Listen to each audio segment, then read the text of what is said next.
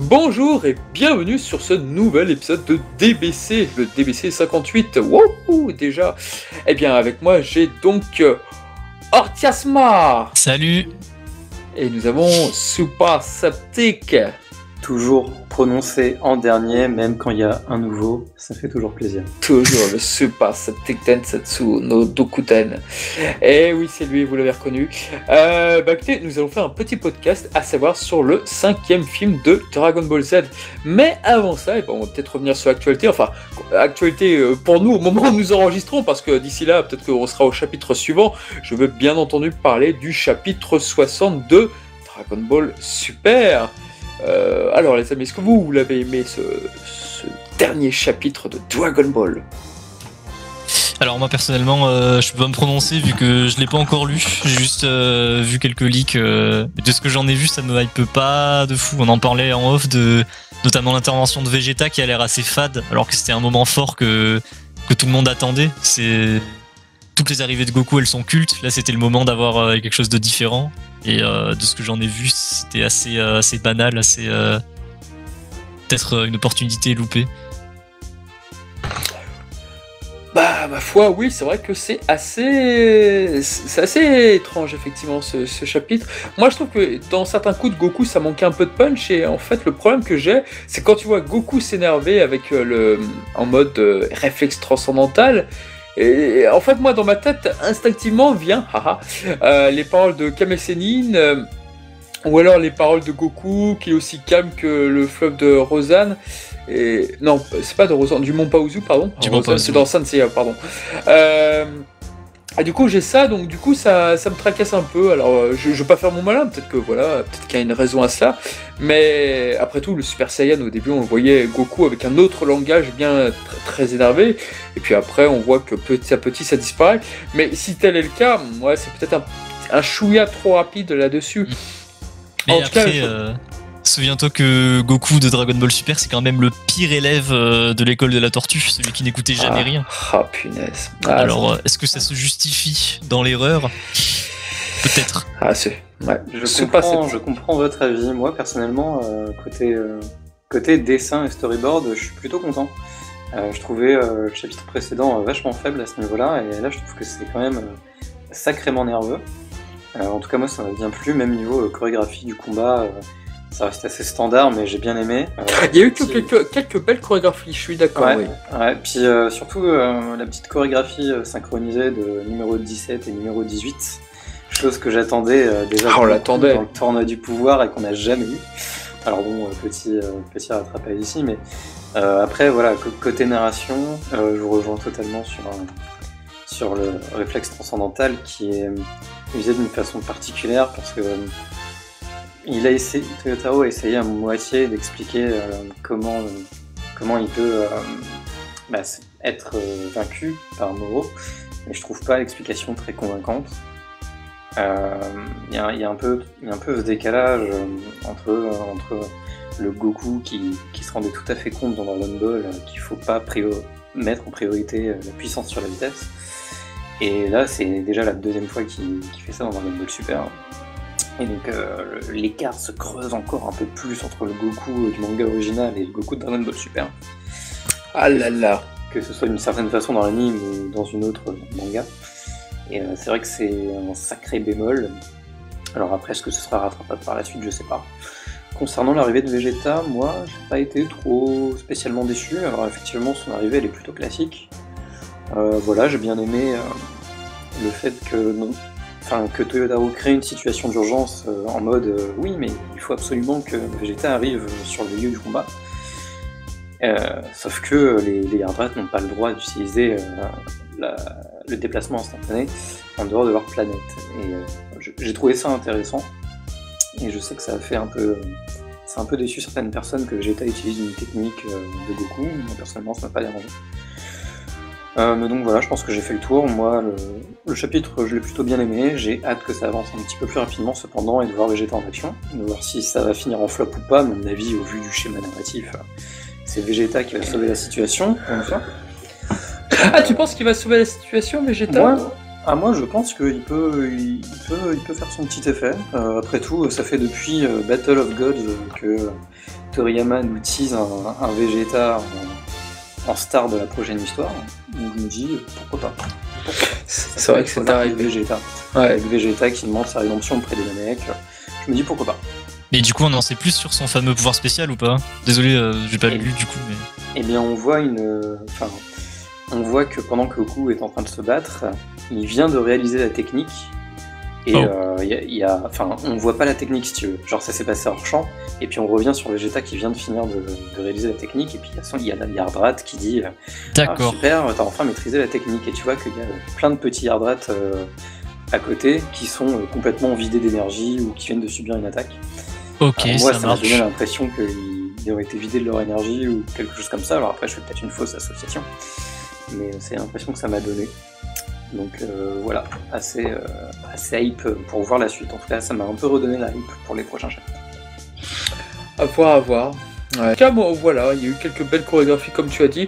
Numéro 17, numéro 18, moi l'intervention m'a un petit peu fait rappeler que dans le tournoi du plus fort, là, tu avais un long moment où Goku se reposait après avoir utilisé le réflexe transcendantal la première fois.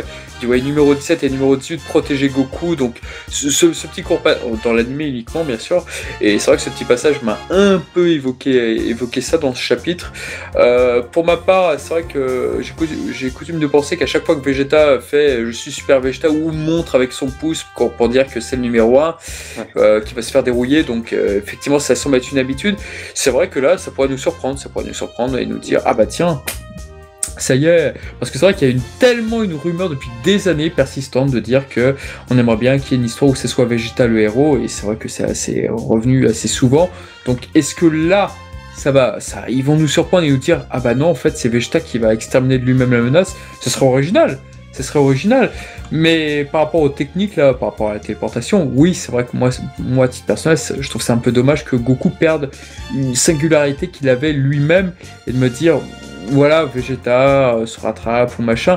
Et c'est vrai que ce qui m'énerve un petit peu, c'est qu'aujourd'hui, Vegeta et Goku sont tellement au coude à coude.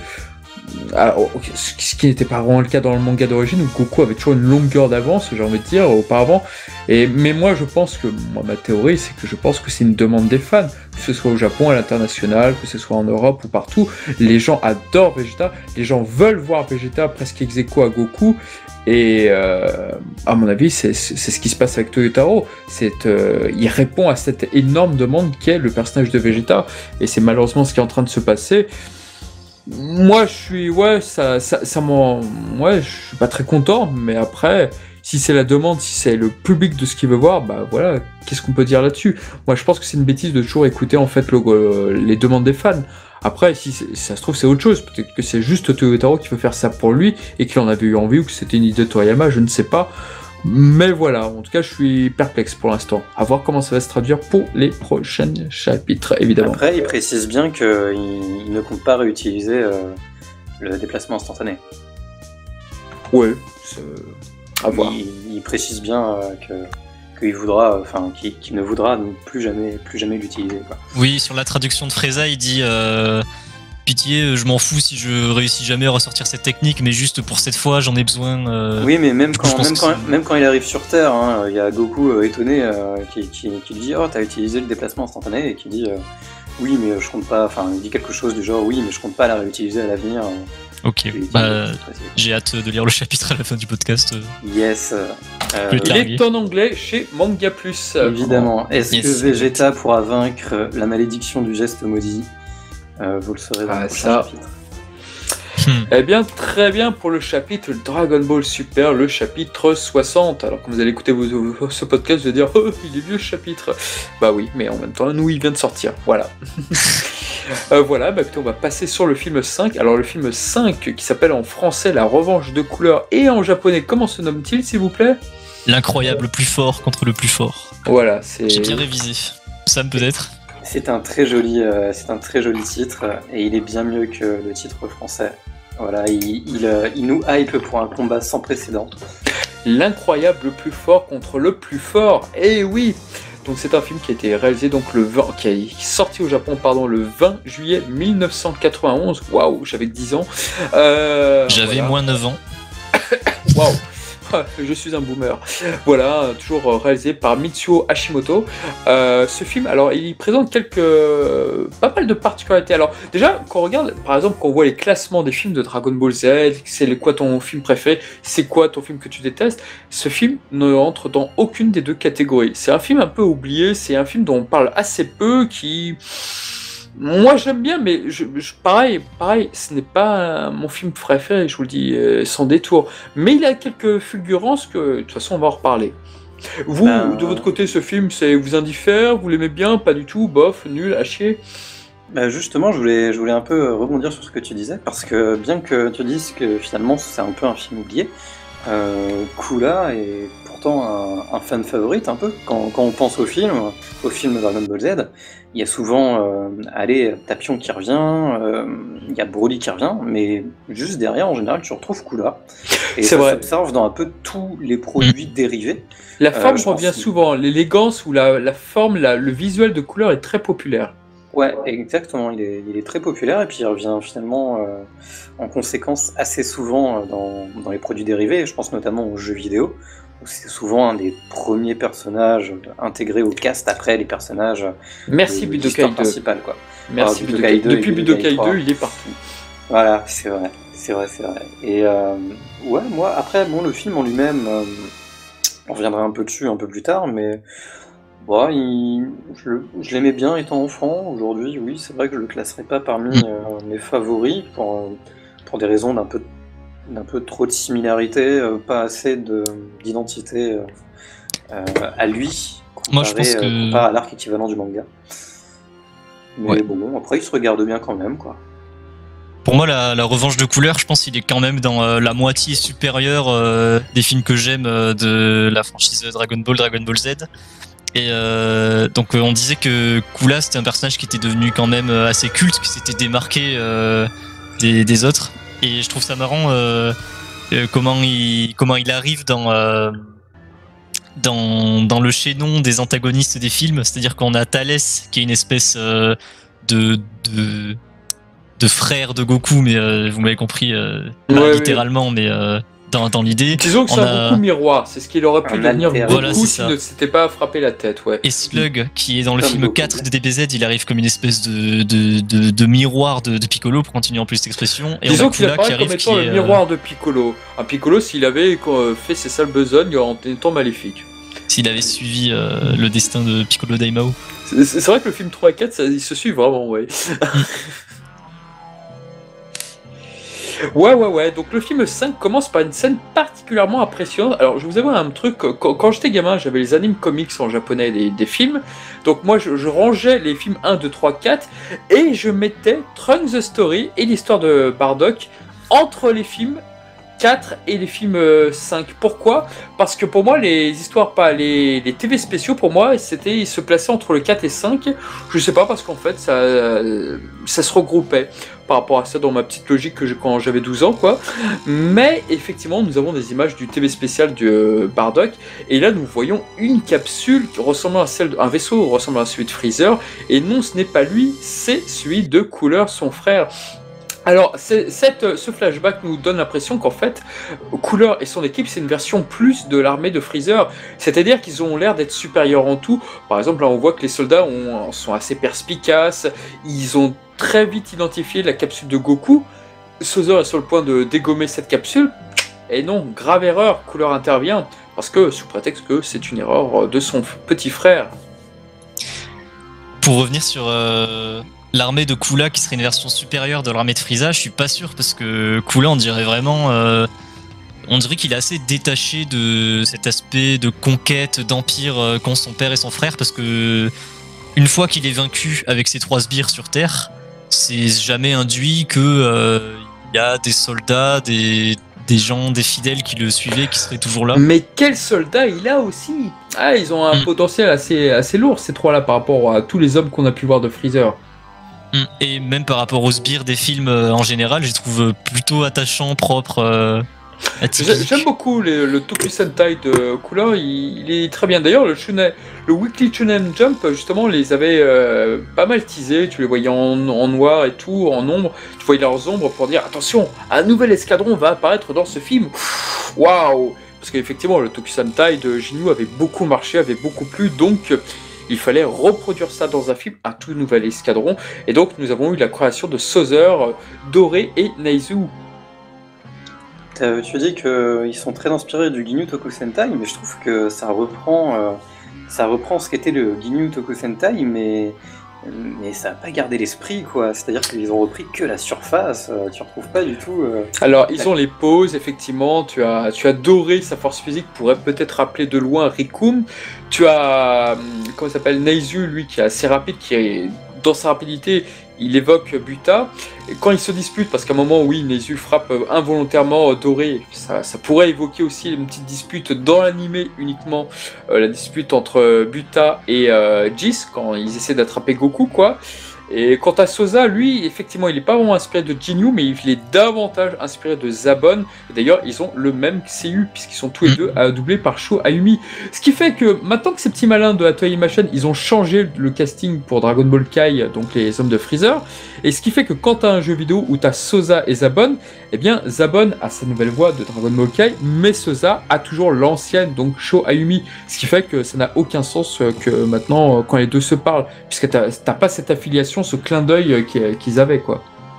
Mais est-ce que c'était vraiment quelque chose de voulu, de pertinent Est-ce que c'était pas juste un cast random Non, c'était Sozer et Zabon partagent pas mal de similitudes. Ce sont deux grands stratèges, ce sont deux personnes d'ailleurs c'est un clin d'œil à ça, le film 5.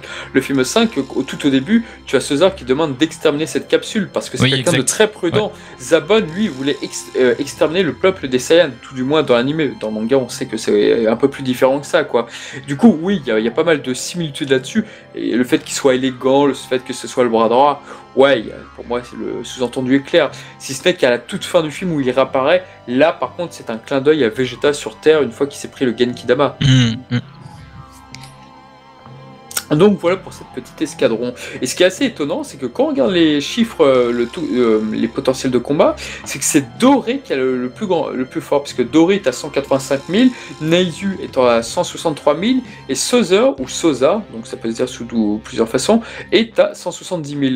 Donc là, par contre, leurs noms viennent de desserts japonais, si je dis pas de bêtises, pour Doré, Naizu et Soza. Voilà. Moi, ce que j'aime bien avec ce film, c'est, je crois que c'est le premier qui se sert de la trame principale pour se recontextualiser soi-même, puisqu'on a le combat contre Frieza qui est évoqué, qui est directement dans l'intrigue du film, et il y a aussi ce lien avec le TV Special, et il me semble que c'est le premier des films DBZ qui se sert vraiment du lore de Dragon Ball pour se placer lui-même, quoi. Ouais, tout à fait. Alors, il faut rappeler un truc très important. Quand le film 5 est sorti au Japon, le combat entre Freezer et Goku sur Namek n'était pas encore terminé. Il était toujours en cours de diffusion. Ce qui fait que Trunks n'était pas encore apparu. Et ce qui explique pourquoi, dans le film, on peut se dire, mais attends, pourquoi il va pas essayer de chercher Trunks plutôt? On sait que ça ne servira à rien, mais bon, voilà, bref, pourquoi on ne se pose pas la question? Tout simplement parce qu'à l'époque, Cold n'existait pas, Trunks n'existait pas, et c'est pour ça que, donc, il ne rêve que de se venger que de Freezer, et que Cold n'est pas cité, en fin de compte. On peut parler du fait aussi... Tu parlais tout à l'heure, Soupasceptique, que le film, il t'avait pas marqué parce que il avait une intrigue et des éléments qui te paraissaient pas originaux, qui te rappelaient beaucoup d'autres. Je crois. Alors c'est pas tant sur le film, c'est plutôt sur le parallèle avec l'arc en fait. Et alors d'un côté effectivement c'est assez intelligent le fait que pour une fois le film essaye de se recontextualiser par rapport à la trame du manga. D'ailleurs je crois que c'est un peu la première fois qu'au lieu d'aller en parallèle il essaye un peu de compléter puisque voilà ça étend un peu la race de Freezer même si ça reprend finalement les grandes lignes, et ça c'est un problème un peu que j'ai avec certains films, c'est que des fois ils se veulent un peu comme une continuité, mais le parallèle avec le manga est beaucoup trop évident en fait, c'est bien qu'il n'a pas son identité propre. C'est le cas par exemple aussi du film de Bojack, le film 9 si je ne dis pas de bêtises, ouais. Qui se veut comme un Cell Game bis. Ouais, voilà, comme quelques années, 2 ans je crois, après les événements de Cell, avec Trunks qui est revenu une dernière fois dans notre monde pour annoncer son triomphe sur les androïdes de son époque. Je pense pas que ce soit 2 ans pour Bojack, ça doit être... c'est davantage quelques mois. C'était quelques mois par Bulma, parce qu'il y a Goten dans l'ending qui naît, et comme il a 7 ans, a priori... Oui, voilà. Et donc, ça se veut comme une suite, mais finalement, les personnages n'ont pas progressé, n'ont pas évolué. Ils n'ont pas repris l'évolution qu'ils ont eue après le combat contre Cell, donc ça crée une fausse continuité, et c'est un peu ça là aussi. C'est-à-dire que tout est mis en œuvre pour recréer le moment de la transformation du Super Saiyan, sa première apparition, entre guillemets, où ils reprennent un storyboard assez semblable, un gros déclencheur émotionnel, avec Kula qui joue parfaitement le rôle de Freezer bis, avec un complexe de supériorité encore plus proéminent. Plus assumé. Avec un Ginyu Tokusentai qui n'a pas, d'après moi, la splendeur de l'original, puisque tout le décalage comique créé par ce dernier dans le manga est complètement absent dans le film, pour quelque chose de beaucoup plus sérieux, et je trouve d'ailleurs que ça donne un peu le ton à ce film que je percevais déjà à l'époque où je le regardais quand j'étais enfant, comme très sérieux, très sombre. Ça c'est vrai que les films Dragon Ball sont assez sérieux, notamment celui-ci. Il n'y a pas l'humour de Toriyama, si c'est ça que tu veux dire. Il n'y a pas l'humour, il est dénué de tout espoir. Tu te dis à tout moment que Gohan va mourir. D'ailleurs, j'ai l'impression, alors je peux me tromper, c'est peut-être mon interprétation, j'ai l'impression qu'ils essayent de recréer cet aspect survival de l'arc Namek. Alors pour le coup c'est pas trop mal géré, mais il n'y a pas cette légèreté qu'il y avait dans le manga de Toriyama, surtout que voilà, si vous écoutez un peu le Dragon Ball Cast qu'on a fait sur l'arc Namek, c'est quelque chose qui revient assez finalement, et là c'est vraiment très dans le désespoir, c'est lourd, c'est sombre, c'est déprimant presque. C'est vrai que c'est ce que beaucoup veulent voir. C'est vrai que beaucoup ont grandi avec cet aspect lourd, cet aspect déprimant de Dragon Ball. Et c'est pour ça que beaucoup ont tant de mal avec DBS, peut-être sur certains aspects. Oui, c'est vrai. Alors après, voilà, c'est mes attentes du truc. Je suis plus friand de l'ambiance du manga, qui arrive à rendre tout ça très fluide. Mais bon, voilà, moi du coup, ce film, il me paraît un peu plus lourd. Alors, moi, j'aime beaucoup le côté sombre avec on ressent vraiment une espèce de chasse à l'homme pour trouver Goku qui doit se terrer pendant tout le film dans sa grotte, et comme tu disais, le fait qu'il soit planqué à la Namek, ça rajoute beaucoup de tension, et ce que j'aime bien et qu'on ressentait pas forcément sur Namek, outre le fait qu'ils pouvaient pas se permettre de voler sous peine de dévoiler leur ki, ici on voit un moment pour Krillin par exemple soulever des rochers, ça devient une épreuve. Je sais pas si vous vous souvenez ce moment où il je me rappelle bien. Et il y a aussi les chutes de pierre qui deviennent une source de danger. Donc il fait un petit Kikoa et Nezu c'est ça. Je le retrouve. Donc lui toujours avec cette danse de l'air qui a à proscrire pour leur survie. C'est vraiment une partie que j'aime beaucoup, que je trouve que pour ça le film il se démarque pas mal. Pour cette tension c'est vrai que c'est assez original, parce que dans un premier temps, donc effectivement, Kula arrive sur Terre, donc ça, déjà le fait qu'il arrive sur Terre, il y a une ellipse, on ne sait pas comment ou ni en combien de temps, donc c'est très extrêmement rapide, comme les films de l'anime faire en général.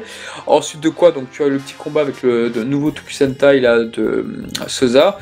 C'est vraiment une sorte de présentation, ce mini combat avec Goku. Tu vois d'ailleurs que Doré sait faire la prise de l'ours, et alerte spoiler, c'était pas Son Gohan qui en fait les frais cette fois-ci. Enfin, on fait les frais, c'est plus tard, ou avec Cell et Bojack, quoi. Mais voilà, donc on voit que Doré a une importante force physique, on voit que Nezu est assez rapide et tout. Seiza a l'air d'être le leader, donc voilà, tout ce qu'on doit savoir sur eux, on le sait avec ce petit combat. Et Cooler effectivement intervient à la fin. Donc là on se dit waouh, c'est Freezer ce mec, oh là il lui ressemble et tout. Et bon, le mec a l'air d'être assez impitoyable. D'ailleurs, j'aime beaucoup la façon dont Cooler est interprété par Ryusei Nakaori. Donc c'est la même voix que Freezer, mais c'est différent. La manière dont il incarne Cooler est assez différente, et c'est une subtilité que j'aime beaucoup dans son jeu d'acteur à titre personnel. Donc j'aime plutôt bien comment il l'incarne. Moi il me semble que j'ai pas notifié de différence de jeu particulière avec Frieza.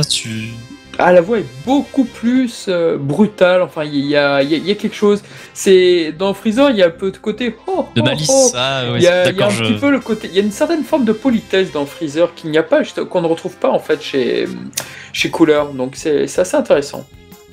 Il y a aussi un effet de voix sur la transformation de Kula avec un écho ça c'est typique dans DBZ et dans les films, c'est quelque chose qu'on retrouve plus du tout dans Super d'ailleurs. Mais c'est vrai que c'est assez typique, mais c'est sympa. Après, ouais, moi j'aime bien son jeu d'acteur aussi, même si j'ai tendance à beaucoup le confondre avec Freezer quand même. Ah, il y a quelques petites différences. Enfin, en tout cas, elles sont peut-être, c'est peut-être de la subtilité, vous me direz à ce niveau-là, mais en tout cas, je trouve que c'était une bonne idée que Ryusei Nakao fasse la voix de Cooler. En tout cas, pour un jeu, et surtout quand je joue aujourd'hui à Dragon Ball Fighter, lorsque tu incarnes Cooler et de l'autre côté Freezer, ouais, ils mettent plutôt bien l'accent sur la différence. Enfin, moi, j'aime bien. En tout cas, c'est quelque chose qui me plaît. En tout cas, c'est un bon callback, je trouve. Moi, j'apprécie ce choix, notamment avec leur proximité de design. C'était un bon choix, d'accord. Ah, c'est clair. Et puis, nous avons l'une des scènes que j'aime le plus regarder du film 5, du coup, c'est Piccolo en action. Alors déjà, les gens pourraient se dire qui découvrent le film aujourd'hui ou que très récemment, qui diraient mais pourquoi est-ce que Vegeta n'est pas là, tout simplement? Eh ben, Vegeta n'est pas là parce qu'au moment où le film a été produit, eh ben, il était encore mort sur Namek, tout simplement. Et c'est pour ça que dans la tête de la Toei Animation, il était peut-être plus supposé revenir. Et c'est pour ça que Piccolo a un grand rôle. Et c'est pour ça aussi que Vegeta est absent de l'intrigue. Alors qu'aujourd'hui, on se dira ah bah Seiza contre Vegeta, ça aurait été une belle tête d'affiche. C'est dommage. Ah voilà, vous avez la réponse. Oui, c'est vrai, surtout qu'en soi, dans les films de Thales et Slug, on a bien Yamcha, Tenshinhan et tout, alors qu'ils étaient morts chez Kaio au moment du développement. Mais Vegeta, il avait encore cette place d'antagoniste. On pourrait penser que son développement était fini dans Namek. Donc, au final, je comprends pourquoi il n'est pas dans le cast, malgré sa popularité à ce moment-là. Ouais, mais bon, il était tellement populaire que Toriyama l'a fait revenir, donc tant mieux. Mais en tout cas, la scène où Piccolo apparaît, la musique qui l'accompagne lorsqu'il commence à donner un gros coup de coude à Doré, pour moi c'est parfait, c'est un combat que j'ai énormément aimé, et puis la manière dont il se défait d'abord de Doré, ensuite de Neizu par sa propre attaque, ensuite à Seiza qui a quand même quelques atouts dans sa poche, donc oui, pour moi c'est peut-être le meilleur moment du film, pour moi ce serait peut-être ça, même si j'aime bien le combat final, attention. Bon, tout du moins quand Goku se fait battre, parce qu'après le reste est trop facile, et en plus ça me l'a pas dit, mais c'est vrai que la chorégraphie que fait Goku à Cooler en Super Saiyan, c'est exactement la même que Freezer, tout du moins dans le manga, donc ouais bon, c'est pas quelque chose que j'aime revoir en tout cas aujourd'hui, le combat final. Oui, aussi on parlait de l'arrivée de Piccolo, de son combat contre les sbires. Bon déjà il y a un énième sauvetage de Gohan par Piccolo. Ah bah ça... on commence à avoir l'habitude, mais bon, comment ne pas aimer quand c'est fait aussi bien et que le personnage a autant de classe. Et il y a aussi cette scène où Kula transperce la poitrine de Piccolo avec un Deathbeam. Oui. Qui, ça aussi, ça peut être vu comme une référence peut-être trop grosse à l'arc Namek. Oui, c'est vrai, bien joué. Tout à fait, et ce qui est très intéressant aussi, c'est le thème de Cooler. On n'a pas parlé beaucoup des musiques de Kikuchi, et la plupart l'ignorent parce que voilà, pour eux c'est associé à autre chose, mais le thème de Cooler va devenir plus tard le thème de Cell. Du coup, la musique qu'on peut entendre lorsque justement Cooler transperce Piccolo, ce thème-là deviendra plus tard donc le thème culte de Cell, le thème où tu te dis oh putain, il est là, la menace arrive. Voilà, c'était ça à la base, et c'est vrai que j'aime beaucoup. En tout cas, en règle générale, ce film-là, je dis pas que c'est mon film préféré sur les musiques de Kikuchi, mais il y a quand même quelques belles trouvailles, que ce soit le thème de Piccolo contre le Tokusentai, ou le thème de Cooler. Ouais, il y a de belles choses, Alors après, moi je suis pas un aficionado de Kikuchi, mais bon, faut reconnaître que, comme d'habitude, c'était assez efficace, et moi je me rappellerai toujours particulièrement de la transformation en Super Saiyan qui est extrêmement bien mise en scène. Avec les cœurs aussi, oui, je me rappelle. Surtout, il y a un côté très biblique avec la musique. Ah, très, très divin, hein. Ils aiment bien faire ça de façon pour le Super Saiyan. Avec Goku qui redonne de la vie à cet oiseau qui s'était posé juste à côté de lui et qui ouvre ses mains et qui le laisse s'envoler. On avait eu aussi un oiseau de la part de la Toei pour la transformation de Gohan en Super Saiyan 2. C'est vrai. J'aime bien les oiseaux. Je vais vous demander, vous pensez qu'il y a une symbolique derrière l'utilisation de l'oiseau? Ouais, la liberté, Ouais, je pense qu'il doit y avoir quelque chose comme ça. C'est quoi, c'est une Joconde? C'est quoi d'ailleurs? J'en ai aucune idée. Aucune idée. Mais oui, je pense qu'il doit y avoir un message divin, un message biblique à travers cet oiseau à chaque fois, je pense. Ouais. Et on Ouais, retrouve. L'oiseau, est-ce qu'il est considéré comme quelque chose de le plus pur, le plus... Oui, je pense que c'est quelque chose qu'on a envie de défendre, ce sont des valeurs qu'on a envie de défendre. Et je pense qu'à travers ça, c'est vrai que c'est... pour moi, je vois le message ainsi. Et du coup, à travers Goku qui ressuscite entre gros guillemets cet oiseau, il est vachement mis en avant dans ce film comme un vrai héros. C'est le Goku héroïque made in Toei. Alors moi, je le vois très quand même comme... Enfin, après, voilà, c'est parce que je fais que de faire des parallèles avec le manga, mais encore une fois, je le vois exactement comme le Goku qui arrive sur Namek et puis qui, d'un coup, peut lire dans l'esprit de Krillin. Enfin, il y avait toute une mise en scène de la part de Toriyama pour dire Goku est devenu le Super Saiyan.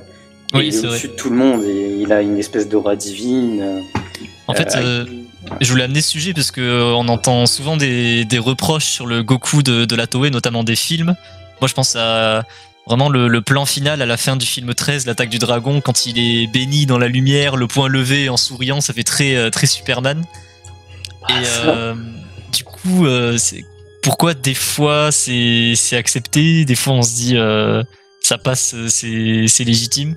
Parce que pour moi, Goku, je l'accepte en tant que figure super héroïque entre guillemets depuis son combat contre Piccolo Daimao, quand il endosse vraiment le rôle de sauveur de la Terre. Et depuis cet événement, pour moi, ça me dérange pas de voir Goku endosser ce rôle. Vous en pensez quoi du Goku héroïque de la Toei?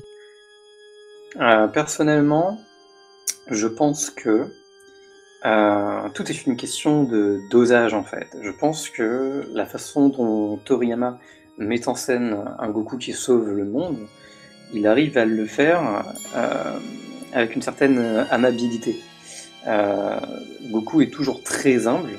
Enfin voilà, et par exemple quand tu citais contre Piccolo Daimao, moi ça m'a fait revenir à son combat contre Piccolo Junior, où après le Tout-Puissant lui propose de prendre sa place de Dieu. Et Goku décline immédiatement. En fait, ça vient contrebalancer cet aspect de Goku sauveur de la Terre. Et je pense que pendant tout le long du manga, ça n'a été que ça en fait. Avec par la suite Mister Satan qui endosse le rôle de super-héros. Voilà, Goku il est pas là pour être un super-héros. Il a d'autres objectifs. Et Toriyama arrive toujours à mettre en contradiction cet aspect-là de Goku et le fait qu'il ne soit pas vraiment un super-héros. Oui, donc on a l'équilibre du héros malgré lui. C'est ça, c'est ça. Et je trouve que c'est pas présent dans l'anime. Dans l'anime, ils en font souvent des tonnes et même. Si je ne le fais pas, qui le fera? Ouais, non mais voilà quoi. Jusque dans le titre quand même. Et donc, enfin voilà, du coup, même quand tu changes des petits trucs du manga pour l'anime Dragon Ball Z, eh ben ça peut ruiner cet équilibre. Et pour moi, c'est ce qui arrive parfois. Et dans les films, c'est encore plus prononcé, avec là, comme je te le disais, l'ambiance over sérieuse, le Goku qui redonne vie à un oiseau. Enfin voilà, il y a pas ce côté dédramatisé qu'il y a dans le manga, d'après moi. Du coup, puisqu'on est sur le Goku Super Saiyan, il y a quelque chose que j'ai remarqué, c'est que le film précédent contre Slug, en version originale, si je dis pas de bêtises, s'appelle Goku le Super Saiyan, un truc comme ça, non? Tout à fait, oui. Goku le Super Saiyan, ouais. Et à ce moment-là, on a Goku qui se transforme donc en pseudo Super Saiyan, en faux Super Saiyan, et on a Kaio, le Kaio du Nord, qui commente l'action, qui en fait tout un plat sur cette petite transfo qui dit c'est donc Goku le Super Saiyan de la légende et tout. Et pour le coup, maintenant qu'on a un film qui propose la vraie version du Super Saiyan, avec le culte cheveux dorés, le vrai, on a rien dans le film qui vient appuyer ça, qui vient dire Goku et la légende du Super Saiyan. Ah, parce que là on le savait déjà par le manga, par l'animé. L'animé l'avait déjà dit, et là pour le coup, étant donné qu'ils nous ont fait miroiter avec le 4e film où en fait c'est pas tout à fait le Super Saiyan, mais bon voilà, Prout, là, effectivement, ils se sont pas pris la tête, et puis c'est vrai qu'à plus forte raison, Caillot est absent dans ce film-là, contrairement à Kame Sennin qui est... Non, Kame Sennin aussi n'est pas là. Si, il est là tout au début. Kame Sennin, ouais, il est là, Kame House. Ouais, tout au début. Mais voilà, c'est vrai qu'il n'y avait pas Caillot, donc ils ont pas refait la scène, ils ont pas refait le truc.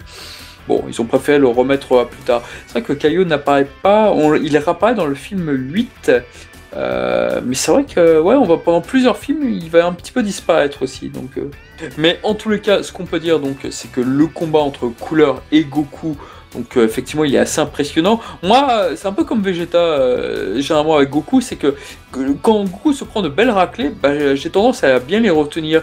Et celle qu'inflige Cooler à Goku, elle est plutôt intéressante. Moi, j'aime bien. Il y a de belles, chorégraphies. Le Kaioken, la manière dont il se déjoue de ça, Cooler, je trouve ça super classe. La manière aussi dont il empoigne Goku sous l'eau, et puis en fait, tu vois que l'eau dégage du terrain. Enfin, c'est vraiment assez intéressant. Donc, non, il y a vraiment de belles chorégraphies là-dessus. En plus, il y a une très belle musique qui sera reprise plus tard dans le combat numéro 19 versus Goku, et qui est très bonne. Donc, non, c'est vraiment un combat que j'aime bien. La première partie, je parle bien sûr. Ouais, ah oui, la première partie en incluant couleur, forme d'augmentation contre Goku Kaioken. Oui, parce que c'est vrai qu'après, oui, moi j'aime bien quand il ne se transforme pas. Après, quand il se transforme, c'est vrai que la transformation de couleur, elle a fait pas mal fait fantasmer pas mal de personnes en se disant, en fait, Freezer, il ressemblerait à quoi s'il se transformait comme ça? Parce que le film indique bien que couleur a déjà la transformation ultime de Freezer à ce moment-là, c'est-à-dire qu'il est déjà une forme de plus, ouais. Ouais, il a juste une forme de plus, lui, qui ressemble à une sorte de piranha, enfin, je sais pas, une sorte de... Il m'a toujours fait penser à un monstre aquatique, je sais pas pourquoi. Je crois que c'est inspiré de Predator, si je dis pas de bêtises. Oui, exactement, oui, c'est exactement, il est inspiré des Predators, oui, beaucoup avaient fait le parallèle, et très justement, mais c'est vrai que moi, à titre personnel, je n'aime pas énormément non plus la forme finale de couleur. Et à mon avis, le fait que Metal Cooler et que les OAV du Dr. Ichi ne reprennent pas la transformation de couleur, pour moi c'est une source d'aveu. Moi je trouve que couleur en normal, en tout cas tel qu'il apparaît dans le film, est beaucoup plus réussi esthétiquement parlant que la transformation. Après, voilà. Ah oui. Moi, je t'avoue, j'aurais plus pensé que la forme d'augmentation de Kula inédit à ce film 5, ça aurait été plus pour le préserver dans l'imagerie visuelle de ce film. Que cette transfo soit vraiment associée à ce combat, à ce moment. Là où Kula forme finale forme de base est réutilisée comme... Ah moi je sais pas, moi je la trouve pas très réussie, et j'ai toujours eu ce sentiment que c'était une sorte de sentiment d'aveu, parce que la forme normale est tellement plus classe, tellement plus belle, et j'ai envie de dire que pendant très longtemps on a eu cette forme là de couleur dans les jouets, et je sais pas, c'est mon interprétation. Après peut-être que t'as raison, peut-être qu'ils ont voulu rendre ça extraordinaire, mais d'un autre côté je me dis, bon bah voilà, Cell il est beaucoup plus populaire en Perfect Cell que en Cell imparfait, et vice versa avec Freezer, où a priori il réapparaît toujours dans sa meilleure forme, alors que Couleur non, ils ont jamais fait ça avec le Dr. Ichi, et avec le Dr. Ichi il apparaît dans quoi déjà? Putain, j'ai oublié le plan d'éradication des Saiyans. Oui, le Dr. Ichi, et ça c'était... Ah putain, j'ai oublié dans quoi d'autre il apparaissait. Dans Metal Cooler, je suis con, bah voilà, le film suivant quoi. Ah oui. Le fait qu'ils reprennent pas cette forme, enfin je sais pas. Peut-être que si c'était pas pour les animateurs, peut-être que les animateurs ça les faisait chier d'animer ça pour Cooler, parce que peut-être qu'il était tout simplement relou à animer. À mon avis, Metal Cooler est bien plus relou à animer que Cooler transformé. Ouais, c'est vrai, mais peut-être qu'il y aurait eu plus de détails s'il l'avait fait ainsi. C'est vrai. En tout cas, moi je suis assez d'accord avec toi, hein. Je préfère largement le design de Cooler en forme finale, entre guillemets, qu'en forme transformée. Design qui, on le rappelle, sont tous deux réalisés par Toriyama, encore une fois. Donc c'est assez étonnant qu'ils reprennent pas la forme transformée pour le film suivant. Mais c'est vrai que moi aussi je préfère amplement la forme finale, qui fait plus écho à Freezer, tout en donnant pour moi l'impression... mais complètement. Une forme plus stylée que la forme finale de Freezer. Enfin, parce que la forme finale de Freezer finalement était très simple. Et par le fait que Toriyama ne voulait pas s'encombrer de détails pour la suite du manga. Il a donc opté pour une forme assez simple, toute blanche, etc. Et je la trouve un peu plus variée, et on voit un peu plus un sentiment de puissance, celle de Kula. Mais ouais, elle est assez atypique pour du Dragon Ball, je trouve. La transformation de Kula, je sais pas, j'ai l'impression qu'il y a un petit décalage avec ce que propose habituellement Toriyama dans Dragon Ball. Kula transformé qui apparaît aussi dans Super Dragon Ball Heroes. Dans Super l'arc Dragon des Ball planètes Heroes, prison, et même, dans sa forme. Et même en Golden, oui, c'est vrai. Kula transformé. Et même Ce en qu'on a Golden oublié Meta. de dire, ce que j'ai oublié de dire tout à l'heure, c'est qu'effectivement la forme de couleur ou les sbires de couleur, tous sont des créations de Toriyama. D'ailleurs, on peut aussi noter le fait que Toriyama a designé Super Saiyan pour le film. Alors je me demande à quelle époque il l'a designé. Alors peut-être que la pré-prod s'était déroulée avant la première apparition du Super Saiyan dans le manga. Je pense aussi, oui. Puisque on y voit un Super Saiyan avec les yeux rouges et non pas les yeux verts comme il apparaît dans son premier chapitre. Donc voilà, c'est assez intéressant, et d'ailleurs on retrouve assez souvent dans des fanarts, notamment japonais, un Goku Super Saiyan aux yeux rouges, en référence à ce chara-design pour le film de la part de Toriyama.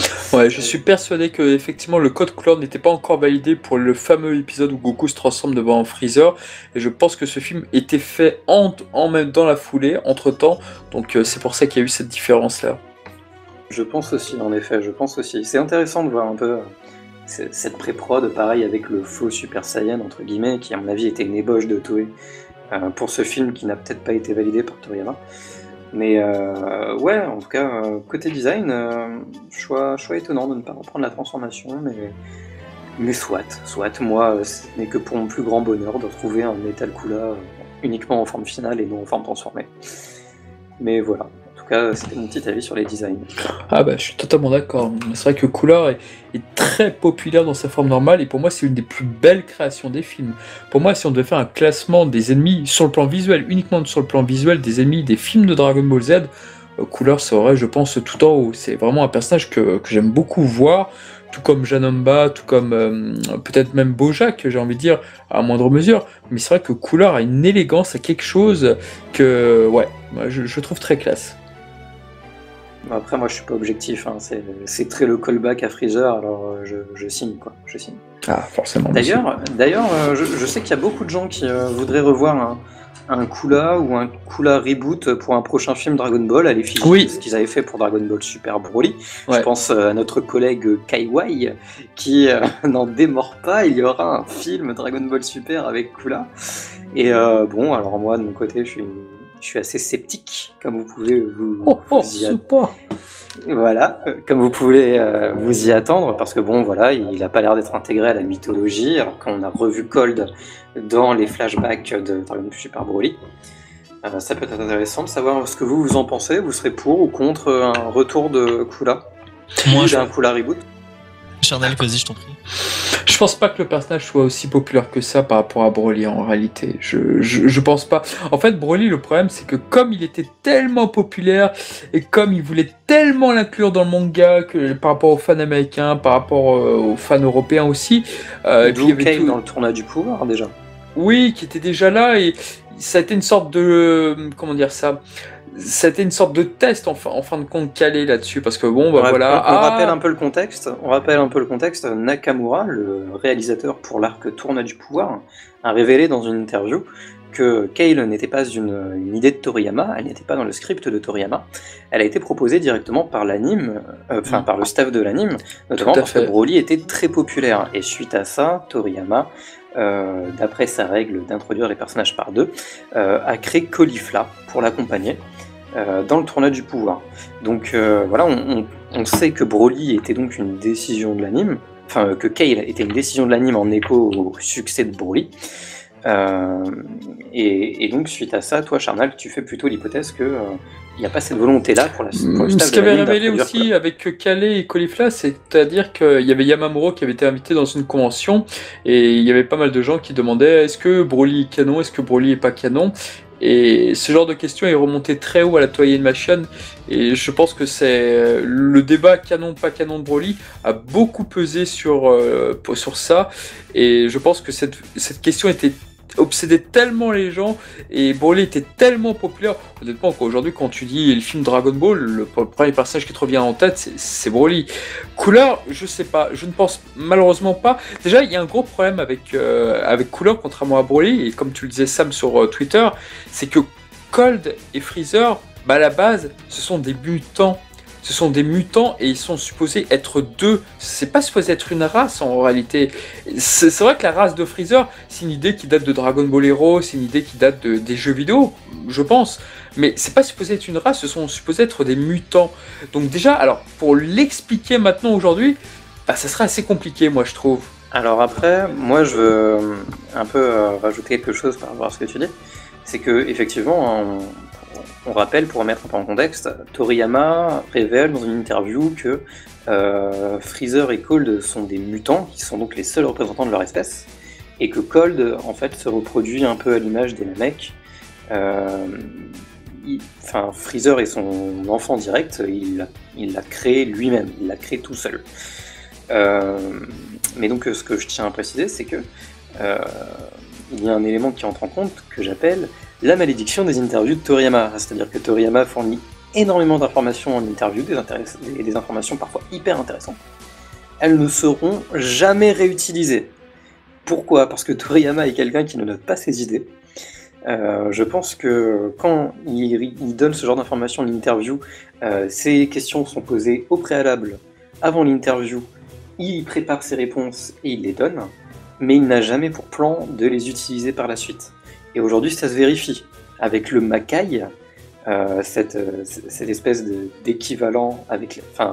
le Makai, le monde des Makaio, l'équivalent au Kaio, qui n'a jamais été réutilisé, par exemple, qui date de 1997 pour les Daisenshu, si je me gourre pas. Les Makaiyoshin, ça a été développé ça très tardivement, ça par contre. Ça a été développé, comme je te dis, en 97. Mais ça aurait pu tout à fait être utilisé à la place des dieux de la destruction. Enfin voilà, il y a pas mal d'éléments comme ça. Là aujourd'hui, on pourrait citer Yamoshi qui n'est jamais revenu. Enfin, on y a tous cru. On y a tous cru, mais il y a beaucoup d'informations. Encore une fois, dédicace à Kaiwai, qui attend beaucoup. Évidemment. Dédicace à toutes les théories qu'il y a eu sur lui, sur le prochain film avec Yamauchi. Vous allez voir, Yamauchi, c'est lui le méchant du film. D'ailleurs, le lien était tellement évident. Le lien était tellement mais évident. on y croyait tellement qu'on voit une chevelure et tout. Ah, c'est lui le fameux Saiyan dont nous a parlé Toriyama. Ah bah c'est Broly. Mais donc voilà, moi pour moi c'est un peu une malédiction, et pour moi rien ne dit qu'ils vont réutiliser cette information dans Dragon Ball Super, puisqu'elle n'a jamais été réévoquée finalement cette information. Ils pourraient tout à fait passer outre et donner une autre explication à la représentation. Oui, il pourrait totalement passer outre pour la simple et bonne raison qu'elle n'est pas très populaire cette information. Rappelez-vous aussi que dans les Daisenshu, ils avaient également dit que dans le monde de Trunk, après qu'il ait exterminé Freezer et numéro 17, numéro 18, la paix était revenue sur Terre. Quant à Babidi, il n'avait aucun intérêt à aller sur Terre puisque les grandes forces n'étaient plus là. Et donc il disait que, à travers la timeline justement, que Babidi avait quitté la Terre. Or, vous voyez qu'avec Dragon Ball Super, Babidi a affronté Trunk au final. Donc voilà, ils ont contredit cette information du Daisenshu. Donc voilà, maintenant aujourd'hui, ce qui peut être contredit dans le Daisenshu, il ne s'en gêne absolument plus. Voilà, tout à fait. Tu vois, moi j'avais même oublié cette information. Moi, je suis resté très longtemps coincé avec cette information pour me dire non, jamais ils pourront mettre Trunks versus Dabra, jamais, c'était pas possible. Et puis après j'ai vu ça, je fais oh les salauds, le Daisenshu 7, le Digiten, bordel. Et voilà, comme un gros puriste. Et d'où le fait que je vous dise d'arrêter de vous baser sur le Daisenshu parce que ça ne vaut rien. Alors disons que le Daisenshu, ils ont été effectivement écrits par le Bird Studio, un petit peu validés par Toriyama, tout du moins on l'espère quoi. Mais c'est vrai qu'aujourd'hui il y a tellement de choses qui ont été contredites avec Dragon Ball Super, avec machin, avec si, que oui, au final, voilà, de plus en plus d'informations sont malheureusement contredites. Donc bon, il y en a quelques-unes, je pense qu'elles sont encore vraies, qui sont véritables. Mais bon, c'est vrai que, comme tu le dis si bien, bah oui, des informations sont contredites, oui. Bref. On a fait une grosse aparté, mais bon, c'est intéressant de... Non, mais il fallait le faire, oui. D'aller au-delà du film pour parler du personnage de Kula plus en général. Toi, Tiasma, je crois que t'as pas trop répondu. Est-ce que t'aimerais voir Kula donc moi, ce que j'en pense de l'introduction de Cooler dans le canon, Je pense que c'est une mauvaise idée de prendre le cas de Broly qui a été introduit dans le canon suite au film des années 90 pour se dire maintenant c'est la porte ouverte à d'autres potentiels antagonistes. Parce que voilà, Broly c'est vraiment cette exception. Il y a beaucoup de gens, je pense, qui pour eux les grands ennemis de Dragon Ball c'est Frieza, Cell, Boo, Broly, et ça se ressent beaucoup dans les jeux vidéo où parfois c'est le seul ennemi d'OAV à être présent en film. C'est un film. Ah oui, c'est vrai. Mauvaise habitude. Les ennemis des films, du coup, à être présents en tant que personnage jouable, genre dans les Super Sonic Warriors, il me semble. Ou sûrement d'autres. Et ouais. Après, je pense que si vraiment ils ont envie de le caser, parce qu'on peut penser que rien n'est impossible, ça pourrait le faire, même si on n'en a jamais fait mention, en disant que voilà, peut-être que c'est une espèce de frère rejeté par Frieza qui du coup n'en parle pas trop, que c'est un peu exclu de la famille. Mais au final, est-ce que justement Frost, ça remplacerait pas Cooler actuellement ? Ben justement, j'allais le mentionner parce que ça vient de faire déclic dans ma tête. Ouais, oui. Finalement, est-ce que Freezer est pas tellement populaire qu'ils veulent mettre un simili Freezer à ce point-là, en se calquant sur le succès relatif de Cooler ? Et est-ce que Frost vient pas un peu de cette idée, et en voyant que Frost est un peu un échec à l'image de Kale, est-ce qu'ils essaieraient pas de pousser le concept on pourrait voir le même schéma Kale, Broly, Frost, Cooler. Vous pensez que Frost est un échec pour vous ? Enfin, en fait, je dis échec, c'est très extrapolé de ma part, mais je pense qu'ils ont voulu créer quelque chose qui ressemblait plus à Broly, un peu plus en profondeur que ce qu'était Kale en tout cas. Alors après, justement, du coup, si on part dans l'univers 6, ce serait non seulement, d'après moi, très intéressant d'aller un peu plus en profondeur dans l'univers 6, et en plus ça donnerait une explication tout à fait crédible, et qui serait nullement incohérente à la présence d'un Cooler, puisqu'il ne viendrait pas de l'univers 7, mais de l'univers 6. C'est vrai que ce serait pas mal, ouais. Ce serait pas mal. Moi, je rêve qu'on explore les autres univers, hein. Je m'attends que ça. Et pour moi, j'aimerais beaucoup que l'univers 6, on le revoit. Pardon. Le Cooler du film 5 de Dragon Ball Z, il est montré comme un personnage qui, a priori, se serait plus entraîné que Frieza, puisqu'il peut rester dans sa forme... Dans sa forme finale, et qu'il a même une forme d'augmentation. Et du coup, je me dis, s'il est réintroduit aujourd'hui dans Dragon Ball Super, il pourrait dire que voilà, c'est un mutant de la race de Frieza, entre guillemets, qui n'a jamais cessé de s'entraîner toute sa vie. Et du coup, quand on voit les progrès qu'a fait Frieza en 4 mois dans le film Resurrection F, on pourrait se dire, en fait, c'est logique que ce Cooler-là, qui n'a jamais cessé de s'entraîner durant sa longue vie, soit une véritable menace pour les héros qu'on a aujourd'hui. Donc en ça, je pense que Cooler pourrait défier nos héros s'il était dans le canon, avec une réécriture. C'est vrai que ça pourrait leur être assez facile, ouais. C'est très bien vu, mais en fait, du coup, ton discours a eu l'effet opposé sur moi. C'est-à-dire que, effectivement, c'était un peu le seul truc qui démarquait Cooler de Freezer, le fait qu'il s'entraînait et qu'il ait une autre transformation. Et du coup, dans un monde... dans le lore de Dragon Ball Super où Freezer s'est entraîné, s'est surpassé et a obtenu sa nouvelle transformation, dans quelle limite c'est pertinent de faire revenir un Cooler finalement. Puis bon, c'est vrai qu'il n'y a pas sa motivation de tu as tué Freezer, donc je viens le venger. Tu as tué Frieza 3 fois, je vais te venger. S'il vient d'un autre univers en plus, ça a encore moins de sens. Enfin, c'est vrai qu'il faut un peu composer avec ça. C'est vrai que j'ai tendance à oublier dans mon discours que Broly était un personnage exclusif, alors que Cooler est plus un bootleg entre guillemets de Freezer. C'est et pas donc faux. Maintenant que Freezer est de retour, est-ce que c'est vraiment intéressant ? Bon maintenant que Freezer est de retour, c'est vrai que c'est ce qui est intéressant. Mais pour moi, ce qui s'est passé dans le manga avec Frost et Freezer, pour moi, ça révèle tout ce qui devrait se passer s'il y avait un Cooler. C'est-à-dire que les deux ne pourraient pas s'entendre et que de toute façon, l'un des deux, que ce soit Freezer et Frost par exemple, les deux sont propices à la traîtrise. Donc Freezer a trahi en premier, mais Frost l'aurait de toute façon fait tôt ou tard. Donc pour moi, je vois je pense qu'il serait passé plutôt la même chose avec Cooler. Quoi qu'il en soit, Cooler, je pense qu'il doit être quelqu'un un peu comme Cold par rapport à ce qui est dit dans les informations, à savoir que c'est quelqu'un qui est un peu caché par rapport à l'empire de Freezer. Cold, c'était quelqu'un qui gouvernait dans l'ombre en fait son armée, même si je trouve que le film Broly était intelligent là-dessus, en disant qu'il prenait sa retraite et qu'il laissait son fils gérer ses affaires à sa place. Je crois que c'était une très belle façon en fait de révéler pourquoi il n'était plus derrière tout ça, quoi. À voir. Je suis d'accord, c'est tout à fait pertinent de ta part. C'est vrai qu'il y a un peu ce côté, il pourrait pas coexister. Et puis, ouais, très à l'image en fait de ce qu'on a pu avoir avec Freezer et Frost finalement. T'as tout à fait raison. Donc finalement, il y a un peu des arguments pour, des arguments contre un avènement de Cooler dans Dragon Ball Super. C'est un peu à vous, éditeurs, de vous faire votre propre avis là-dessus. C'est pas sûr. nous en parler @DragonBallCast sur Twitter ou Yeah. dans les commentaires sur YouTube, évidemment. Et que pensez-vous de la fin de Cooler? Encore un qui se fait avoir par le soleil. Mais c'est quoi cette abomination? Ah oui. Pourquoi?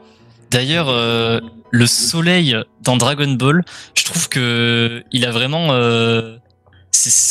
il a vraiment une symbolique propre à lui-même. Ah et oui, c'est... on dirait que c'est une espèce de toute puissance. Parce que du coup, j'ai revu le film cette nuit, et vraiment quand Kula est projeté par le Kamehameha de Goku, et que on voit que le soleil commence à se profiler derrière lui, la musique elle est très, elle est belle. très divine, c'est Ouais. le soleil quoi. Et le soleil est souvent présent dans l'imagerie de Dragon Ball, par exemple au début des openings de Dragon Ball et de Dragon Ball Super. C'est peut-être que j'extrapole trop, mais Non, tout à fait. on voit le soleil, c'est le soleil en un sens qui tue Baby dans Dragon Ball GT aussi, et qui tue Broly dans le film 10. Broly, ouais. Ouais. Tout à fait. Donc ouais, le mais- soleil je sais pas, Il n'y a pas un autre ennemi qui est tué par le soleil à part Broly? Non, ils sont que deux, je crois. Je sais Baby et plus. Dans les films Dragon Ball Z, il n'y en a Ah. pas un autre? Ah si, en fait tu penses sûrement au Genki Dama qui est fait à partir de l'énergie Ouais, du soleil tout à fait. contre soit Thalès soit Slug. Non, je sais plus. il y a pas Docteur Willow qui est Le projeté par le docteur Genkidama vers le Hiro s'est soleil. fait tuer par le Genkidama, mais il va pas au soleil. Tully Ok. s'est battu par le Genkidama. Ah non, je crois qu'il y en avait encore un autre. Non, bah il y en a En que deux en fait, fait. Non, il me semble que c'est le film 4, parce que contre Thalès, le Genkidama est puisé dans l'arbre sacré, et contre Slug, je crois que justement la source du Genkidama, c'est comme la terre est toute pourrie, toute asséchée. Goku prend dans le soleil, il me semble que c'est ça, mais De mémoire, il prenait pas par le soleil. bon, je sais pas. Ouais, quand, J'aurais je revois, tenté. quand je revois les images du film dans ma tête, non, je pense pas. Non, je crois que c'était uniquement Broly, parce que c'est vrai que Ok. Cooler, effectivement, et Broly ont cette caractéristique, c'est que les deux reviennent dans les films de Dragon Ball Z. C'est pour te dire à quel point ils étaient très populaires. Donc ce qui était bien, et c'est vrai que c'était un gros défaut du film 6. Je crois que c'était Mizumi qui avait dit ça, moi que ce soit Dr. Ishii, je ne sais plus. Mais c'est vrai que tu te dis, putain, il reste 2-3 trucs de Cooler dans l'espace, et comme par hasard, c'est le grand Degester qui va s'accaparer les restes de Cooler. Tu fais, oh, quelle chance incroyable il avait, ce gars-là. Mais bon. Non, mais c'est vrai que C'est sur les Dragon Ball. retours à chaque fois, sur les suites de films, à chaque fois ils sont très inventifs. Mais bon, j'en parlerai un jour si je participe. Oh, le à ces film 10, podcasts. c'était plus. Le film 10, j'ai tendance à y croire. En tout cas, ouais. Non, mais en tout cas sur l'excuse pour un retour des antagonistes, du moins. Ouais. Ah oui. Ouais, je te rejoins totalement, Ortiasma. Il y a une véritable volonté de faire du soleil un peu cet être, enfin pas un être, mais cette entité. Non, mais moi supérieure. aussi, j'aurais presque été tenté de dire être, ouais, parce que dans la manière dont il est mis en scène, Il est un peu c'est. personnifié, hein, il est un peu Ouais, personnifié. je suis d'accord Mais- avec ça. Mais d'une façon plus générale, je trouve que ce qui revient assez dans les œuvres de Toriyama, un peu moins dans Dragon Ball, mais tout de même, c'est très le respect pour la nature, la nature comme entité un peu personnifiée.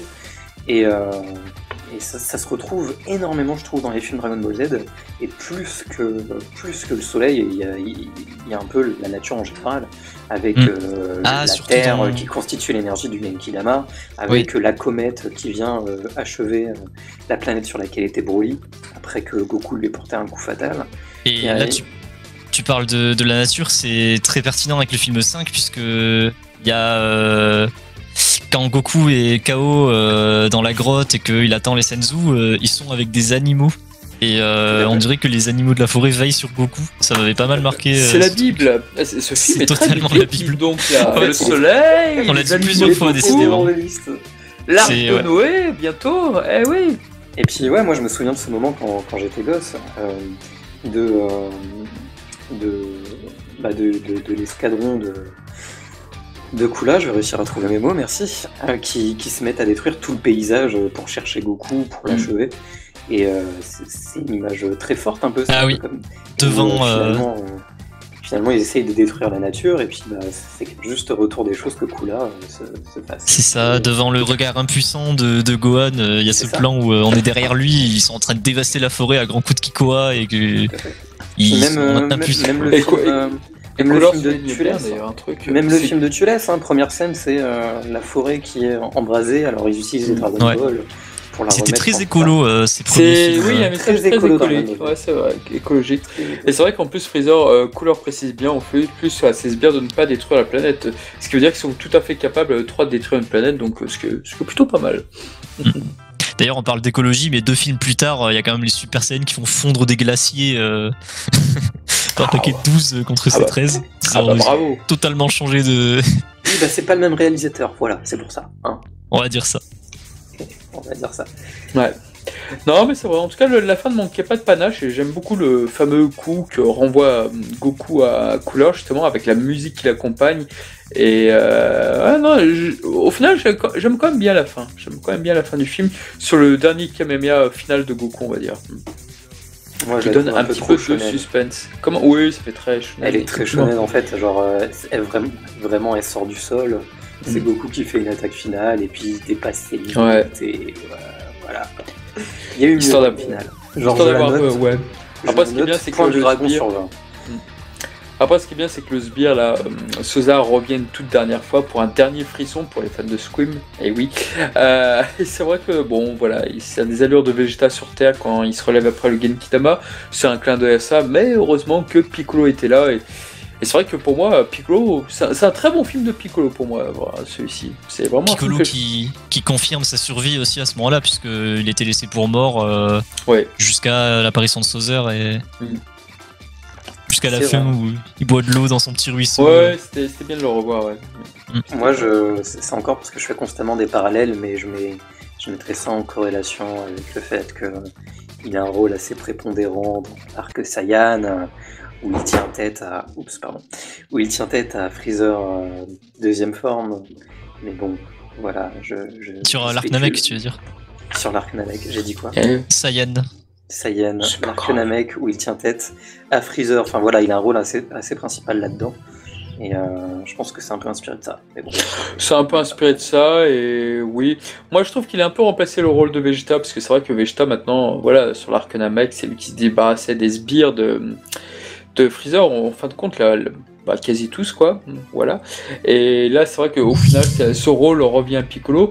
Ça rappelle de loin un petit peu Vegeta, et c'est vrai que moi j'aime bien, en tout cas, il y a de belles chorégraphies entre le combat entre Sosa et Piccolo. C'est vraiment un truc le combat est malheureusement un peu trop court à mon goût, mais voilà. En tout cas, ouais, mais on l'a déjà évoqué, mais Piccolo, beaucoup de style dans ce film, et il y a aussi le fait qu'il utilise ses bras élastiques, qui sont beaucoup oubliés dans le manga. Toriyama, on dirait qu'il a zappé cette particularité de physique depuis le 23e. C'est que Toriyama, il adore se renouveler dans les techniques, il utilise jamais les mêmes techniques. Alors que c'est vrai que le truc des bras, on le voit faire 2 fois, une fois contre Kuririn dans le 23e Tenkaichi Budokai, et ensuite contre Goku, et ça s'arrête là. Et après ça, Toriyama ne l'a jamais plus réutilisé. Et ma foi, j'ai rien contre à ce qu'il fasse d'autres choses. C'est comme quand Piccolo perd un bras, ça aujourd'hui, ça a le temps de m'énerver. Ça a le temps de m'énerver, c'est... Non mais attendez, il va perdre combien de fois des bras, quoi. C'est vraiment... On dirait qu'il a des bras, c'est des brindilles, ça se casse en 2 secondes, c'est incroyable. C'est la façon de Toei Animation de dire regardez, on fait des trucs violents, regardez, il perd des bras. Sauf que non, il n'y a pas une effusion de sang, c'est représenté comme un tronc d'arbre, c'est ridicule. Moi, avec toutes les années, c'est marrant, mais la seule chose que j'ai retenue avec le cassage de bras de Piccolo, c'est la parodie de Dragon Ball abrégé avec Nell. Avec Piccolo, c'était quand... Parce que dans la version abrégée, t'as Raditz qui dit « Eh, vous auriez pas vu un bras, vous pouvez pas le louper, il est vert. » Et je sais pas, rien que cette vanne de DBZ abrégé, ça me faisait rire.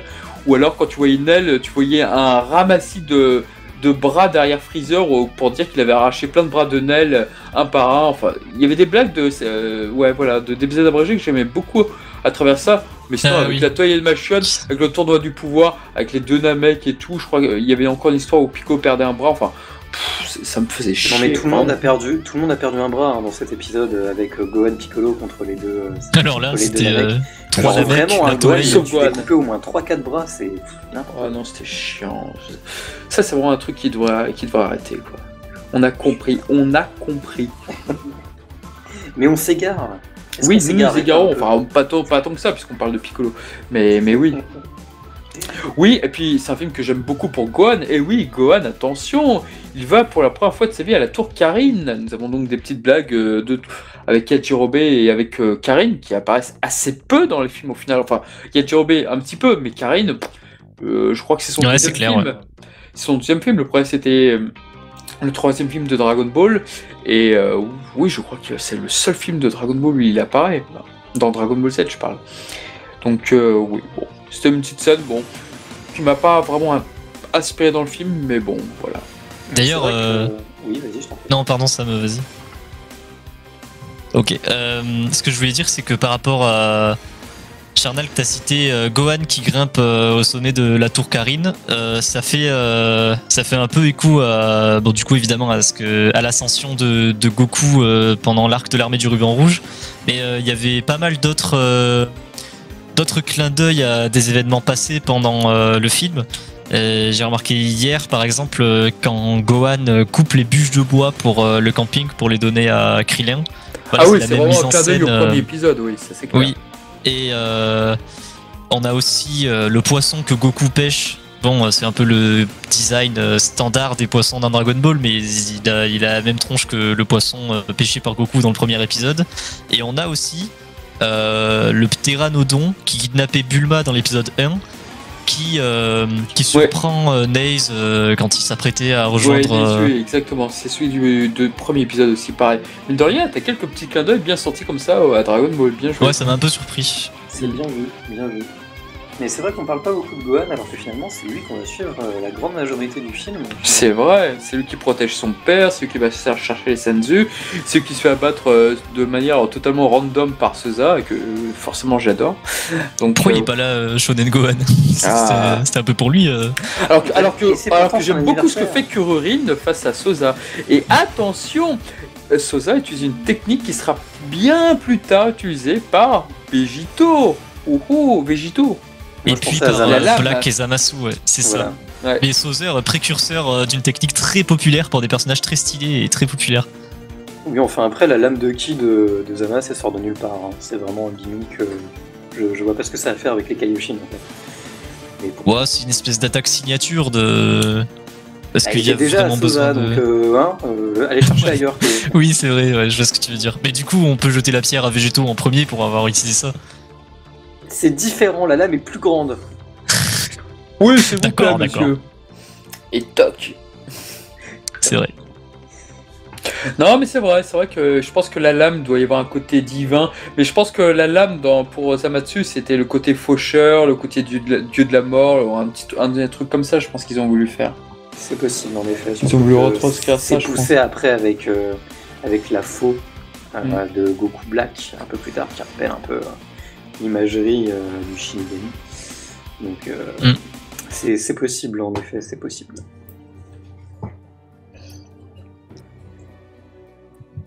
Je suis en train de checker dans mes notes pour pas mettre de blanc gênant. Oui. Non, bah moi après je commence à avoir un petit peu tout dit. Le générique de fin ne m'a pas spécialement emballé plus que ça. De même, un peu déçu parce que des fois ils font des génériques bien sympas, mais bon, celui-là très, très classique avec des images du film qui défilent. Voilà, on a vu mieux. D'ailleurs, dans les paroles de l'ending, il y avait le titre du film, non? Enfin, je parle pas japonais, mais j'ai capté le. Enfin, je vais pas m'essayer à parler japonais, mais. Comment ça? Le landing de ce film, il a été créé spécialement pour ce film-là. Ah oui, comme chacun des endings, tout à fait, oui. Ah, bah, bien ma grotte. La honte. Mais ça arrive, ça arrive. Très bien. Et bien voilà, c'est sur un ending pas terrible que nous finissons ce podcast, du coup. Je suis en moi, train de je me vais demander terminer s'il y a sur pas- une dernière anecdote sur ce film. C'est que contrairement à beaucoup d'autres films, celui-ci, lorsqu'on regarde le Daisenshu, qu'adore Sam, eh bien, il est noté dans la chronologie de Dragon Ball, dans les Daisenshu, à l'instar du premier film aussi de Dragon Ball Z avec Garlic Junior. Donc voilà, Je déteste les Daseishu. voilà, bah, vous pouvez encore mieux le dire parce que Garlic Junior et le film de couleur, et je crois même dessus de Tapion, il y a des dates précises sur ces films, donc du coup, ce qui pourrait sous-entendre que dans l'animé, ces films pourraient être placés dans la chronologie. Et rappelons que couleur d'ailleurs vient d'un très court caméo dans Dragon Ball GT. Et dans le Est-ce- film 12. Dans le film 12. Non. Le film 12.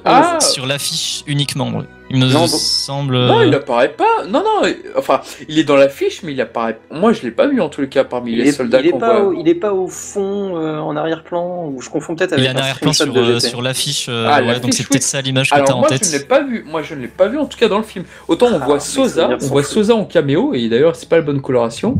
Mais Kula, ça me dit rien lorsque Freezer envoie tous les hommes sur Rogue One. Ah, je ne sais plus. Mes souvenirs sont peut-être flous, excusez-moi. On pourrait peut-être finir par aborder la VF du film. On en a pas fait mention, mais Ah là là, Frédéric Bourali sur couleur. Qu'en très pensez-vous mauvais, je trouve. Franchement. Ouais, je sais pas. Eric Legrand sur Sauzer, je dis oui. Arioti sur Nice, je dis oui. Doré, Georges Lican, je crois. Ça m'a plu aussi, mais le méchant principal, Frédéric Bourali, je sais pas, j'aime pas du tout sa prestation. Il fait pas du tout écho à Freezer en fait. Frédéric Bourali, Oui, c'est très voilà. bizarre. C'est très bizarre parce qu'en fait, il y a que 2 rôles que j'aime de lui en fait dans Dragon Ball Z, c'est-à-dire la voix de Dabra et la voix de Mister Satan. Tout le reste, j'aime pas des masses ce qu'il fait en fait. Aussi, si je dis pas de bêtises, du coup hier j'en ai profité pour survoler rapidement le film en VF. Et il me semble que Sauzer est nommé 2 fois, mais Couleur, son nom, arrêtez-moi si je me trompe, mais n'est jamais prononcé de tout le film. À chaque fois, dans les sous-titres. Ouais. Dans la VF, tu parles? Ouais, moi je parle de la VF. Après, j'ai vraiment survolé le film et passages où il apparaissait. Il me semble que Goku dit son nom pourtant. Mais quand j'avais dans mes sous-titres couleur, très souvent c'était le frère de Freezer dans la VF. Mais après, j'ai survolé, donc peut-être que je dis n'importe quoi. J'ai souvenir que Patrick Borg évoquait son nom. Bon, après, voilà, ça fait très longtemps que j'ai pas vu le film en français. Tu penses à quelle scène juste lorsqu'il revient justement, juste après qu'il élimine Sosa. Il me semblait qu'il y avait un truc comme ça. Ou peut-être un petit peu avant, peut-être avant, je sais plus. C'est pas très vrai ce que longtemps je que dis j'ai pas après, revu le film en français. Ça fait très très longtemps, donc ouais, peut-être qu'il est pas nommé. Ouais. La voix d'Eric Legrand sur Sosa, moi, je sais pas.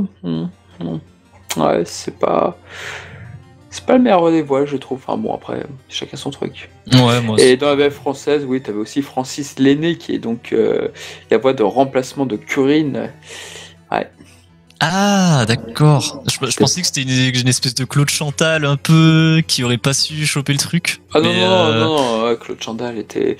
Effectivement, elle est revenue après, parce qu'après, de ce que j'ai compris en interne, c'est qu'il y avait une demande que les gens voulaient retrouver Claude Chantal, et effectivement, elle est apparue sur les autres films après.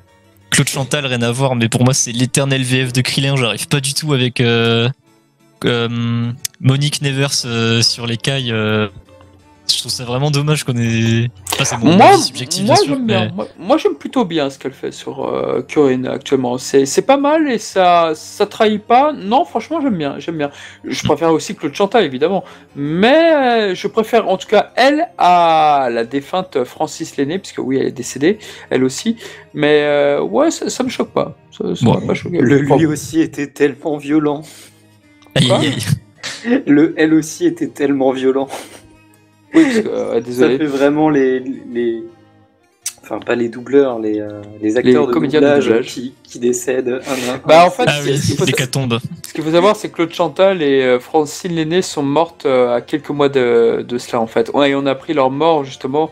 Malheureusement, en fait, c'était assez triste. On l'a appris en même temps, en fait. Parce que Claude Chantal, c'est une de ses proches de sa famille qui l'a révélé sur Internet. Sinon, elle était décédée depuis quoi, 4-5 mois en réalité.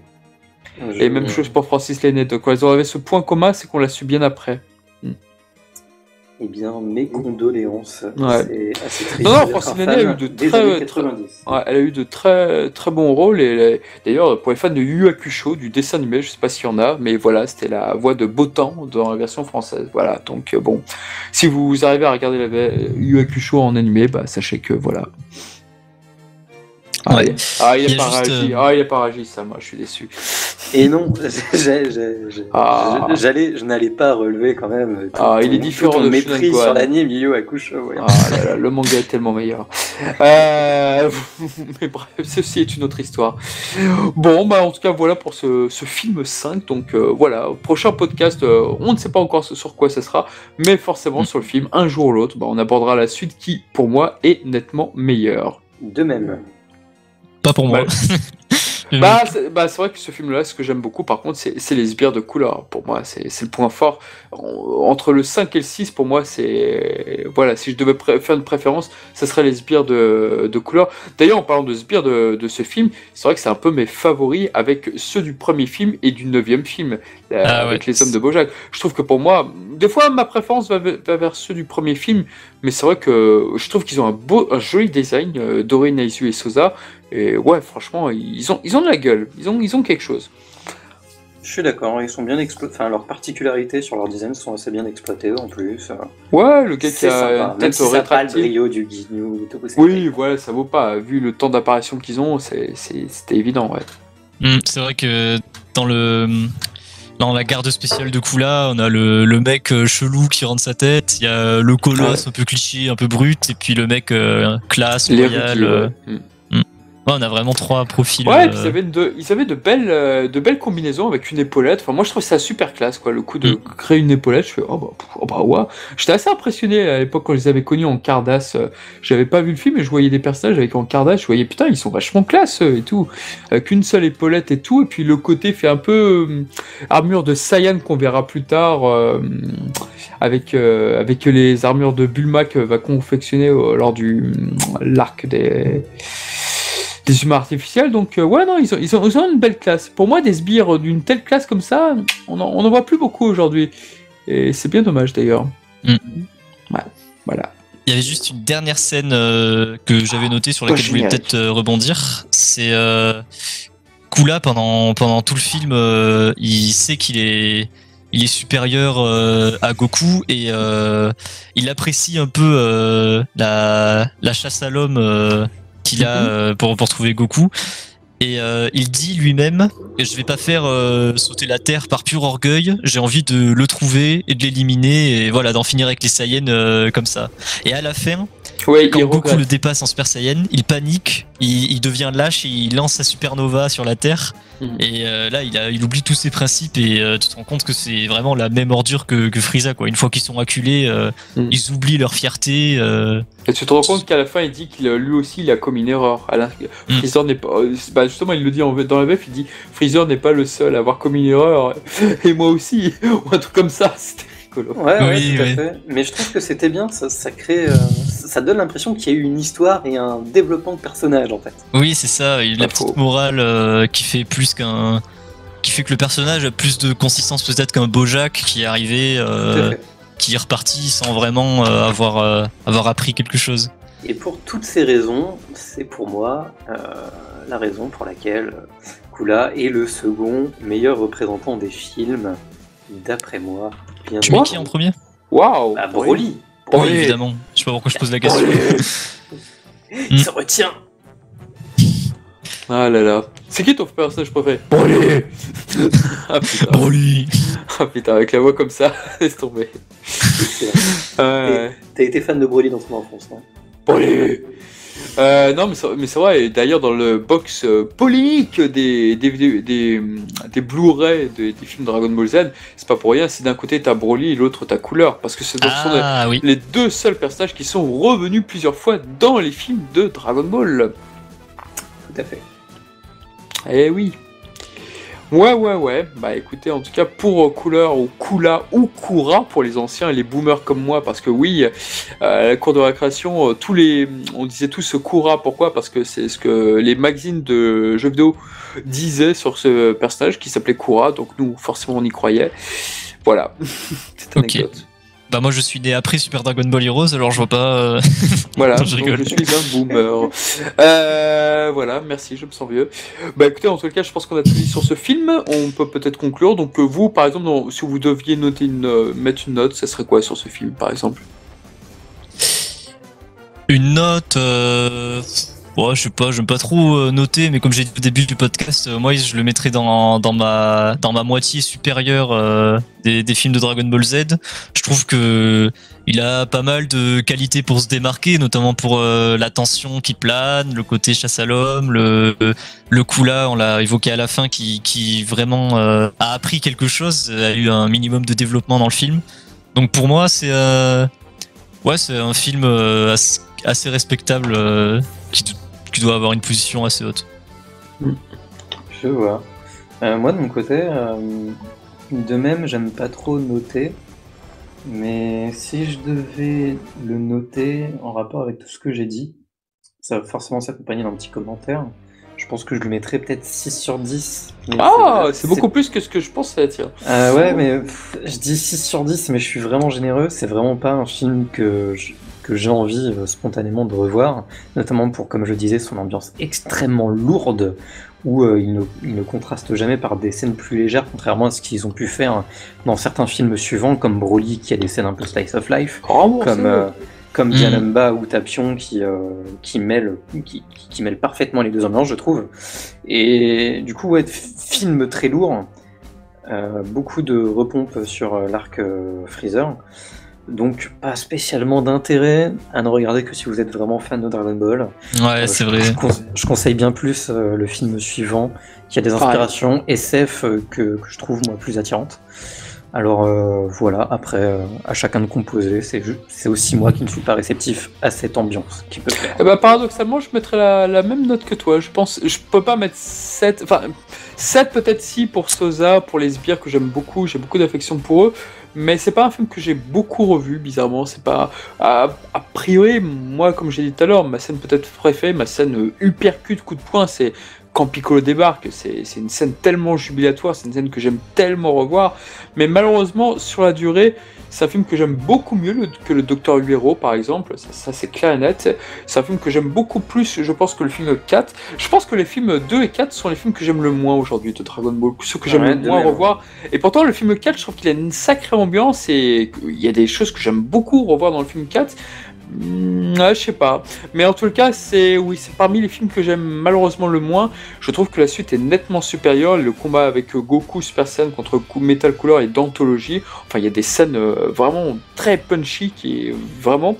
Alors que quand je regarde l'enchaînement en Super Saiyan de Goku face à Cooler, bah, ça me fait pas grand chose en fait. Et en plus de me rappeler beaucoup trop en fait. Oui, c'est du réchauffé. Donc du coup, voilà. Mais pourtant, il y a de belles choses. Et Dragon Ball, il y avait quelqu'un qui avait découvert ça il y a pas longtemps sur Twitter. Dragon Ball, il trouvait qu'il y avait beaucoup d'orgueil, d'ironie et tout, ce qui est très évidemment vrai. Et c'est vrai que dans ce film, c'est baigné d'ironie. Par exemple, Sosa qui aurait pu anéantir et ne jamais créer ainsi donc la fameuse fièvre Dragon Ball. Bah voilà, c'est Cooler qui l'en empêche de détruire, et à la fin ça se termine là-dessus pour te dire qu'il a commis une erreur. Donc voilà, c'est une ironie, c'est une sorte de boucle. Il y a beaucoup d'ironie dans Dragon Ball, ne serait-ce que celle qui commet les mêmes erreurs que Trunks et Vegeta, puisque voilà, il énerve Gohan, puisqu'ensuite voilà, il devient trop musclé. Enfin, il y a toutes sortes de formes d'ironie dans Dragon Ball, c'est aussi une raison pourquoi j'adore. Il y a aussi Goku qui dit que la deuxième forme du Super Saiyan n'est pas du tout optimale et qui après l'utilise avec l'Ultra Instinct. Oui, pour aller beaucoup plus loin dans ce cas, mais oui. Je sais pas s'il allait chercher là. C'était juste un taunt. C'était juste un taunt du chapitre 60 où Goku utilise de la puissance. C'est vrai.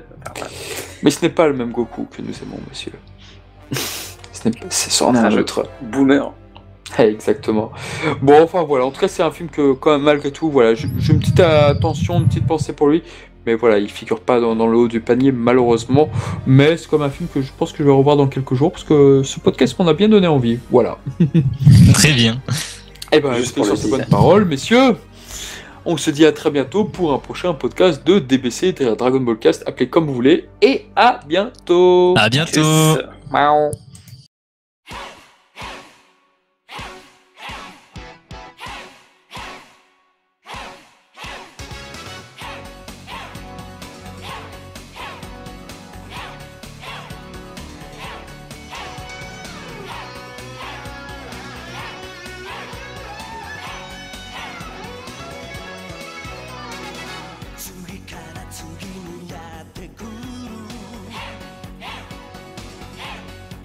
終わりのない対決